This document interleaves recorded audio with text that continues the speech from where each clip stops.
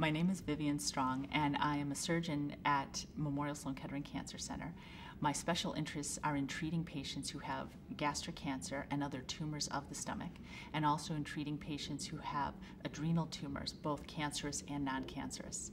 I have special training in approaching these tumors with minimally invasive or laparoscopic techniques. And I also use these special techniques in treating patients who have tumors in the spleen or small intestine.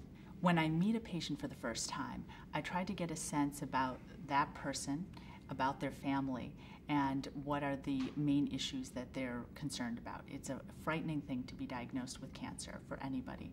And part of the fear, I believe, comes from not understanding or knowing all of the steps that will be involved to treat a tumor. One of the important things about Memorial Sloan-Kettering is that we see such a high volume of patients in a specific specialty, such as gastric cancer.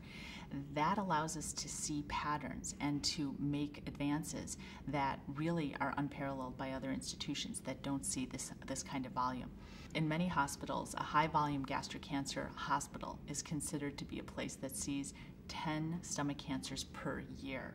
And when you consider that we see basically 200 gastric cancers per year, operate on about half of those, that just is an incredible resource. We see this as a matter of routine, and when you see such high volume numbers of the same thing, you can notice patterns and you see subtle differences which let you treat those patients better. What is most rewarding for me is to have a patient who comes in kind of unsure of what will happen and frightened about their diagnosis, being able to help them through the entire process, answer their questions, comfort and reassure them that we have options for them, and then from a surgical perspective, be able to remove a tumor and potentially cure a patient, and then in the post-operative phase, be able to see that patient return to a good quality of life, go back to their normal activities, and come back and say, this was so much better than I expected it to be.